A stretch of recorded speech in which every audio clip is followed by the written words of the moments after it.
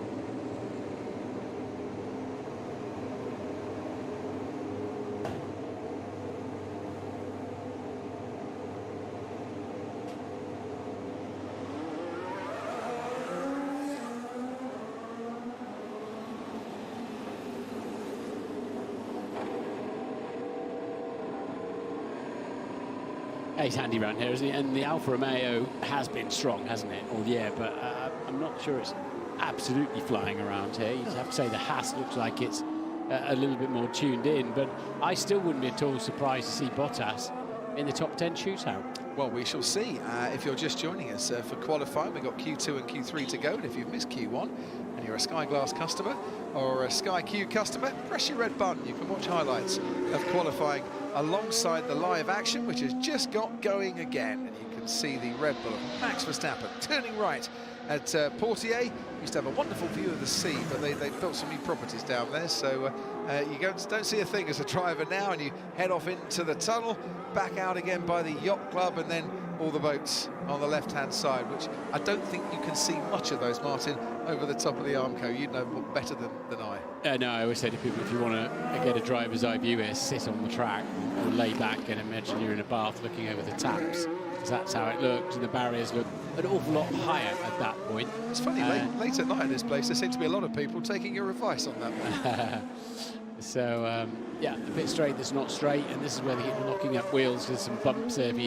If you put any kind of lateral movement, any kind of steering wheel movement in, you'll lock a front tyre, and we've seen them go in. You have to be careful of the barrier there at the Casino Square, otherwise it'll take your front wheel off, go around the big bump so as not to hurt the transmission, and a lot of grip on the inside there, and then crank every bit of steering lock on that you've got. A bit of pavement at Mirabeau there, down into Portier's turned in quite early, wants the grip there, stay left initially, and as I say, it's a much tighter turn through the tunnel than you ever imagine. It always surprises you. Into the sunshine and the bumpy braking zone, you almost start trying to hit that barrier that Tsunoda hit, sadly, and get the car in to back. Be careful that your right wheels don't drag down the barrier there while you're looking left.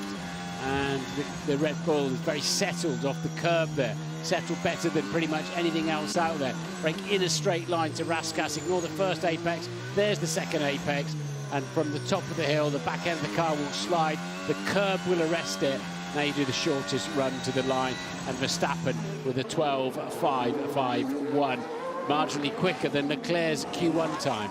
Meanwhile, his teammate Sergio Perez, 2 tenths up in the first sector, 2 tenths down on him in the middle part of the lap. Carlos Sainz goes fastest now by nearly half a second before Perez finds a little bit more pace, and by 15 1/1000ths of a second, takes over at the top. Verstappen once again looks settled, but not necessarily as pacey as he would like. Used tyres at this moment for Norris, for Magnussen, Tsunoda, Ricciardo and Schumacher, by the way. The speed Leclerc just took through the second part of the swimming pool was outstanding. Let's see if he's got any payback for it, but absolutely incredible. But he's gone in third. He's 12.092 compared to his teammates 12.074. Perez 12.059. How close do you want your qualifying in Monaco? 33 thousandths of a second separating the top three as Hamilton goes 7th fastest overall. George Russell, his teammate, had a pretty handy start to his lap, but I think he might just have backed off, and he has. He missed the apex chicane down at the Nouvelle chicane, so he won't figure just yet. Norris goes 5th fastest ahead of Sebastian Vettel, former pole sitter here in 2011. Let's just watch Sergio Perez. You said go through to back. He got very close on the left-hand side, didn't he? What's that on his halo? He's got a bit of rope, wasn't he, or something? A bit of string, by the looks of it. Bit of tape just come off, maybe. Either way, Yeah, it could be quick some fix. Could be some tape. Looks like he hoovered up something, one of the boats, didn't it? Yeah, there's a lot of people waving. But, they keep best of order. It's Hamilton skips over one of the curbs there, trying to hustle and muscle that Mercedes through the swimming pool. Round Rascasse we go, get the car rotated as early as he possibly can, maybe use a little bit of curve on the exit at Anthony Nogues as well. Hamilton was 12th fastest, goes 5th fastest into the 112s for Lewis Hamilton. So Russell then still to get a representative time on the board, and that also goes for Schumacher and Magnussen. George Russell on this lap, a 19.3 and a 34.2 for his sector time, just 8/10ths down as he crosses the line and goes behind his teammate, 7th fastest overall. Kevin Magnussen puts his Haas into the top 9 now. The driver's at risk. Got 9 minutes and 40 seconds to sort this Q2 out. Bottas, Tsunoda, Ricciardo, Mick Schumacher, and then Ocon and Alonso, who we can pick up now, Fernando Alonso. Yeah, you start driving out of your skin now. You're starting to build to the crescendo. Alonso goes 5th, but the car's what you got. That's it now, and the tyres. It's all about you behind the wheel, just finding a fraction here and there. Is it too hot, mate? Yep, copy that. It'll still be a single call though. The track temperature has just risen a little bit as well. We're back over 51 degrees. Is that what you did in qualifying? You just kind of thought to yourself, right, I can take a little liberty here, a little liberty there. I can just push it to this extremity. Yeah, to be honest, I think you move to a different plane at that point. I don't think your conscious thought is quite like that. You just get in some kind of rhythm and just really start attacking the track. You've got your confidence now, and say there's nothing anybody else can do, and you just start pushing it a little bit. Anywhere you thought you might, be able to brake half a metre later, take a kilometre or two more through the apex, and then you just pick the car up and drive it.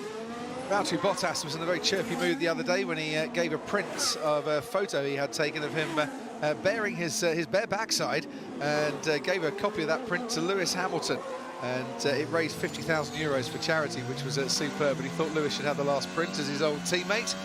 Was hoping that lap might put him somewhere near his old teammate, but only 12th fastest for Valtteri Bottas. No surprises when we look at the timing clocks now to see purple underneath Charles Leclerc. He's going pretty rapidly through the first sector.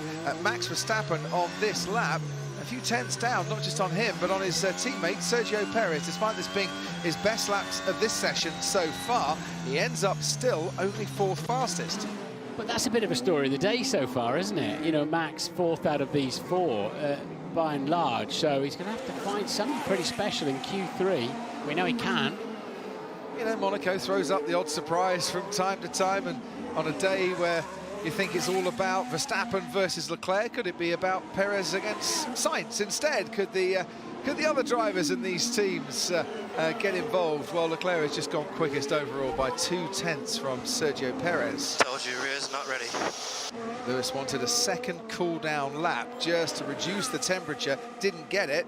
doesn't feel he's got the grip. Yeah, but only missed the apex of turn 10 as well, so the time will be deleted.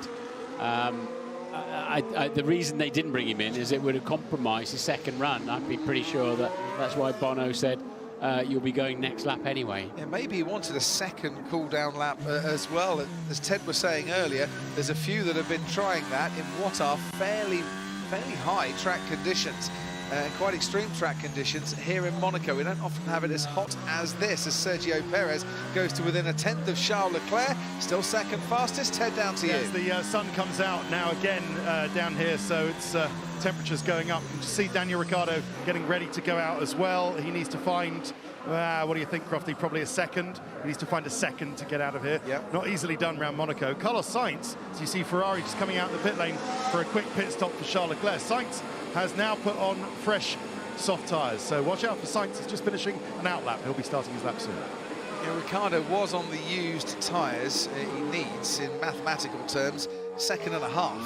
Probably needs 2 seconds if the track continues to rubber in and the times keep improving, as Charles Leclerc wants to come in, but he's stopped in front of the Mercedes garage before he gets pushed back by his crew. Is he going back to the weighbridge here? We mentioned that random weighbridge, and I think he's been called in by the FIA, has he?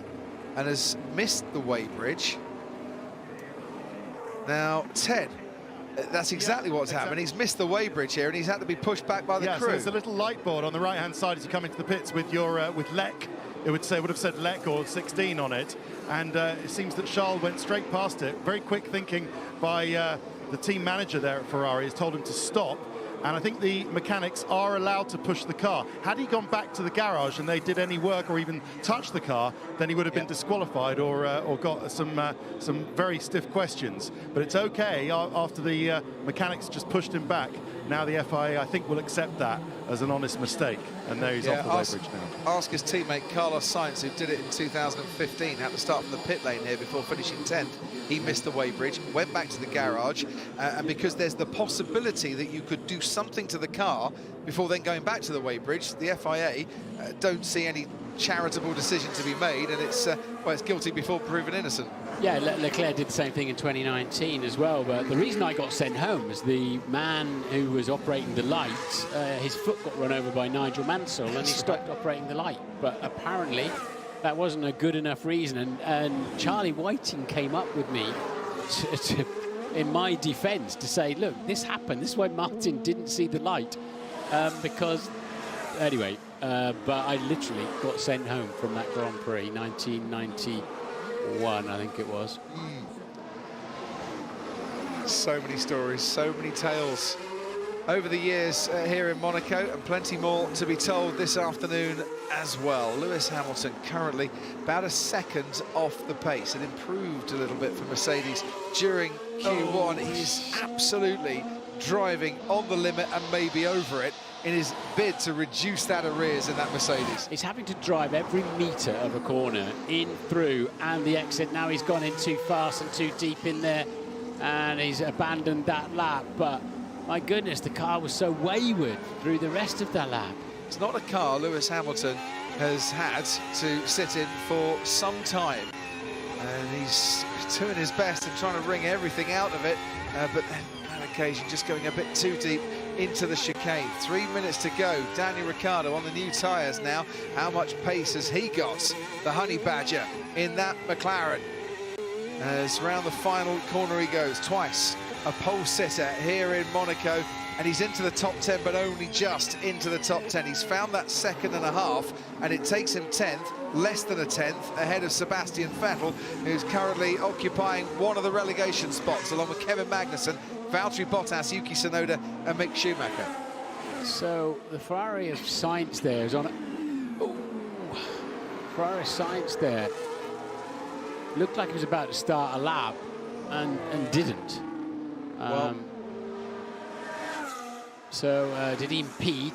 He doesn't need any more reprimands for impeding, as you were pointing out at the beginning of the show there. So he came very slowly through the Anthony Noakes corner, as if he's doing a preparation lap, really. on those tyres. He had set his personal best first sector on that lap, though, which makes me think that he might have just abandoned it towards the end of that lap. Daniel Ricciardo, we saw going into the top 10, he's been pushed out of the top 10 by Yuki Tsunoda. So he's back down in 11th and he's looking for a little bit more pace, but there's plenty of time for more flying laps to come. Out on a flying lap at the moment, George Russell, who's just set his fastest time in that first sector so far, as we watch Lando Norris on a preparation lap, on an out lap, currently finds himself in 4th place. Don't forget, he qualified 5th here last year, went on to take a podium, and a fine podium it was too for Lando Norris. Of course, has a podium, the Emilia-Romagna Grand Prix this season, only one outside of the top 3 teams of Ferrari, Red Bull, of Ferrari and Mercedes. Only driver outside of those 3 to get a podium so far this year, as Sainz keeps out of George Russell's way. And around the non-stop disco at Le Rascasse, he moves. Mick Schumacher is up by about 2/100ths of a second on the time he needs to get into the top 10. Russell goes from 9th up into 6th place. Esteban Ocon is the driver currently at risk as Mick Schumacher next to cross the line. His teammate Kevin Magnussen is only 10th so far. Schumacher lost a bit of time, didn't he, in the final sector? Needed more time and is only in 13th. And is that Mick Schumacher out there qualifying because he hasn't got time to get round to the line before the checkered flag? Got to Q3 last time out in Spain. I don't think he's going to do that on this particular occasion. His teammate Kevin Magnussen very much at risk here, because Esteban Ocon is up by 6/100ths of a second through the first 2 sectors. Ricciardo's on a better lap as well. A personal best middle sector, so still hope for Daniel in the second McLaren. And also Vettel and Bottas with best personal sectors for the first part of the lap, as Ocon goes 6th fastest, pushes Kevin Magnussen out of qualifying. The Mercedes of Hamilton crosses the line, goes 7th fastest. He's going to be okay for Q3 here, and probably his teammate George Russell as well, as we watch out for Sebastian Vettel and Valtteri Bottas. Yuki Tsunoda is at risk because he's currently 10th. Sebastian Vettel crosses the line, gets his Aston Martin into the top 10. Decent lap from Sebastian Vettel, who qualified 8th here last year. Valtteri Bottas will be next to cross the line. The checkered flag waits for him, and round the final corner we come with Valtteri Bottas. Can't get himself into Q3 for the second time this season. Valtteri Bottas misses out. Good news if you're Fernando Alonso, who was the driver at risk as Max Verstappen crosses the line to go 4th fastest. But a decent lap from Vettel right at the end there. But out in front, Leclerc and Perez, separated by less than a 10th. And the top 5 by less than 4/10ths of a second. So Ricciardo did finish a faster lap, but it still only yielded P14. His miserable time continues there as Daniel, he cannot get on top of that McLaren for some reason. Disappointment for Daniel Ricciardo, his former teammate at Red Bull, now at Aston Martin. Sebastian Vettel has got into Q3 here. Well done. As you can hear, is quite chuffed about it. Not since his first appearance in Monaco with Toro Rosso back in 2008, as he failed to reach Q3. Well, he's kept that run going today, and we lost in that session. That doesn't limit. That's P12, unfortunately. P12. Only P12 for Valtteri Bottas, 2/10ths separating him, and a continuation in Q3. Only just got out of Q1. He couldn't extend his run into Q3 at all, and together with Yuki Tsunoda, Kevin Magnussen, Daniel Ricciardo and Mick Schumacher, they go to put their feet up. Well, in a few minutes, the rest all go for pole.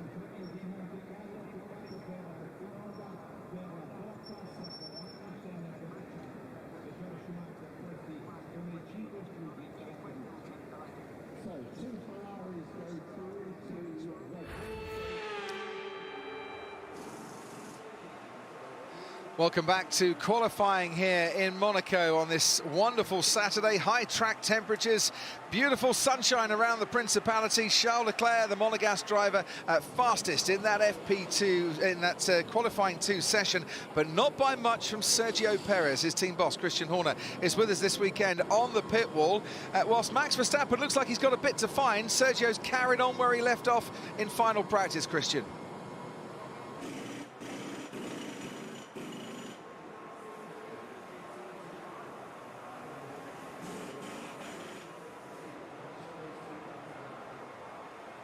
Yeah, it's Q3 that matters, of course, for the grid. But what is Max complaining of? Where is he struggling and losing that 2 tenths?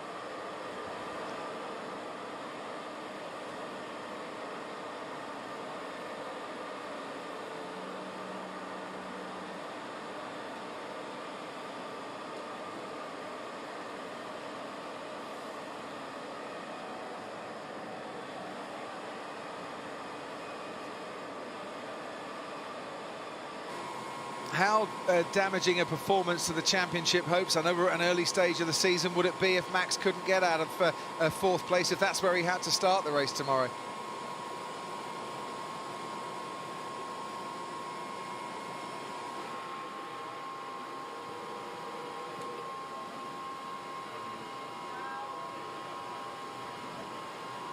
I think it is. Christian, thanks ever so much. Max Verstappen twice started 4th here in Monaco, twice finished 4th from 4th here in Monaco, as he prepares to go 4th onto the track in a few moments' time. Charles Leclerc, though, with the pace. Carlos Sainz just edging it from Max. He's only taken 1 pole position so far this year. Came at Imola, never been on pole officially here before, although was, of course, at the front last year when Charles didn't start. Yeah. Effectively, he was on pole, wasn't he? But good effort there from Seb Vettel, I thought, to get the Aston Martin into Q3. He was suitably happy. 8 tenths off the fastest time, but it's a short lap, we know, and 8 tenths is a long way, but nonetheless, that's a very solid performance from Seb there. And for the first time since Australia, Ted Kravitz, Esteban Ocon in Q3. Well, I'm glad he's found his pace. I wonder where it was hiding for the rest of the weekend, Crofty. Because, I mean, talk about playing yourself in, but yeah, he hasn't really troubled the top of the timing sheets at all, as Esteban Ocon. He's got a pretty good record round here, but has finally actually got some pace. And Fernando Alonso nicking into the top 10 there at the end, at the expense of Yuki Tsunoda. We've got a Mercedes almost cannoning into a Ferrari, so Hamilton and then Russell sandwiched by Leclerc at the front and then Sainz at the back. So as always, they wait for a bit and then they all come out at the same time. Yes, because they're waiting for the light to turn green at the end of the pit lane. Just see some analysis. Well, I've just gone the analysis into turn 1. Watch Jock Clear instead. I learnt the other day can solve a Rubik's Cube puzzle in about 37 seconds. He says his best time. Quite impressed by that, to be fair. Very impressive. But this is the point where I always used to be most nervous in a Grand Prix season. Really? Final qualifying in Monaco. For good reason, I think, as well. Are those nerves shared by the 10 cars out on the track as Charles Leclerc leads them out into the sunshine, round Sandevot and up Beau Rivage? If you're just joining us, it's the final parts of qualifying. If you've missed the first 2 parts of this qualifying hour, if you're a Sky Q and a Sky Glass customer, you can watch highlights of qualifying alongside the live action by pressing your red button. And it's the red Ferrari that has been on top, but not by much. Sergio Perez very much in the game. His teammate Max Verstappen with a bit of time to find. Lewis Hamilton and George Russell both in there for Mercedes. Lando Norris having an excellent qualifying so far. Disappointment once again for his teammate Daniel Ricciardo. Okay, we are not doing prep. Try to push, not doing prep. I know, but if they are doing prep, I'm gonna be but okay. What he means is you can push, you can go a little bit faster, and Carlos is saying, yeah, but if the Mercedes in front of us and Norris in front of us are doing the preparation lap in the way they normally would, I'm just going to go into the back and I'm not going to have enough of a gap. Esteban Ocon and Fernando Alonso, the 2 Alpine drivers, also in this part of qualifying. Sebastian Vettel making it into Q3 for Aston Martin. So, yeah, 8 of the 10 cars then out on track at the moment. going for a first run nose, really, with 2 sets of brand new tyres to go up. DRS wide open down the pit curve. And you've got to pick that braking point so carefully. And the back end of the Ferrari complaining a little bit as the tyres will then come up through the middle part of the lap. Blind over Massenet, the bump, mind the barrier on the left-hand side there. Keep squeezing the throttle, go around the bump.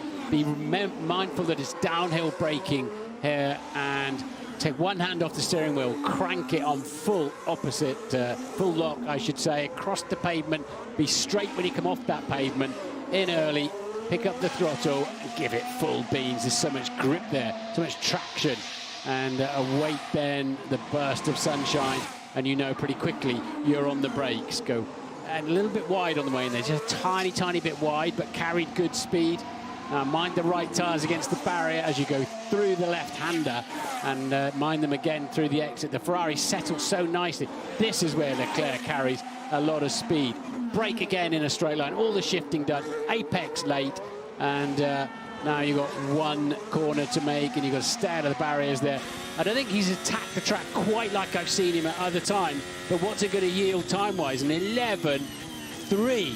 That's a cracking lap. That is half a second quicker than his best lap and the fastest lap during Q2. He has found more pace. Charles Leclerc, who this time last year took pole here, but managed to crash his Ferrari at the end of Q3, which led to him not starting the race. He's on provisional pole now by 0.2 of a second from his teammate Carlos Sainz. Lewis Hamilton, on used tyres, makes his way round in an unrepresentative time of a 1:24. Lando Norris also on used tyres in the 1:12s. We cross the line with Max Verstappen, and he's nearly 0.3 off the pace of the two Ferraris. George Russell also on used tyres, not really attacking the first part of the lap. He had his time deleted, did Russell, for cutting across the chicane, the Nouvelle chicane. So that's why Russell doesn't have a time on the board at the moment. And, well, Leclerc, I mean, he just carried lovely speed everywhere, but he wasn't wringing his neck up against the barriers, but he's yielded a great lap time. And also maybe more warm-up laps being taken than usual by the Mercedes, by the Aston, by the McLaren, by the two Mercedes, I should say, as well. Hamilton round to back and then through into the swimming pool chicane. Actually, I'm pretty sure what Russell was doing was intentionally going across the chicane when I think he let Sainz through. Good point. And he was on a warm-up lap. This is a push lap for Lewis Hamilton, but pushing hard. Where can he push himself into? Still only 6th fastest and behind Lando Norris. We haven't had a Monaco Grand Prix since 2011 without a Mercedes in the top 3, and we haven't had a Mercedes in the top 3 after these initial exchanges, but on used tyres, it is worth pointing out, although so was Lando Norris on his lap. And the new tyre will give you that much more lap time and pace as we watch Sebastian Vettel through Rascasse. And they lose a couple of sets of tyres next year as well. Yeah, tyre usage will be at even more of a premium. Good idea. It cuts down on costs as well for the tyre manufacturer and supplier. Sebastian Vettel, 8th fastest overall. Here comes Fernando Alonso. Took a bit of curve there going through the exit of the swimming pool chicane. His teammate Esteban Ocon, as I mentioned, back into Q3 for the first time since Australia. The two Alpine drivers locked at 3 apiece in the inter-team battle so far in 2022. Alonso goes 5th fastest. It's a handy lap and a handy place to put his Alpine ahead of Norris, ahead of Hamilton, ahead of Russell too. Yeah, 12.2, way ahead of his teammate Ocon. We'll check and see which the life of the tyres that they're on, but very much, you have to consider that 12.2 a great lap from Fernando Alonso. Here comes Sergio Perez again. It's about half a second off the pace through the first 2 sectors. Charles Leclerc has really up to the ante, shall we say, at a place where the casino dominates, perched on top of the hill, and where, well, the punters chase the ante. Sergio Perez chasing Charles Leclerc, backing off in the end on that particular lap. Yeah, it was odd. He didn't carry much speed really through the last corner, so don't know what that one was all about. At the moment, he's the only driver, bar the two Alpines, making his way around the track. 5.5 minutes to go of this qualifying session, and it's a Ferrari 1-2 as it stands. The Ferrari pole today would be their 12th in Monaco. Means they go ahead of McLaren for the most poles by any constructor at this Grand Prix. Ted Kravitz. Yeah, bearing in mind what Christian Horner was saying about Max Verstappen losing a 10th at Saint Devote every lap, he's fixed that, Crofty. Only the 300ths of a second behind Sergio Perez. So good improvement from Max Verstappen. He's just been on the radio with his engineer saying, what do you want to do next? And he says he wants a slow lap and then a push lap and then a slow. And then if they've got time, well, they won't have time for one more. So, yeah. That's his plan for the next one. Thank you very much, Ted Kravitz. Very handy lap, I think, there by Fernando Alonso in Q3 for the first time since Imola. So, out come the two Mercedes, shiny new tyres. Quite early, isn't it? Yeah. So it suggests they'll be doing a warm-up lap and then a push lap.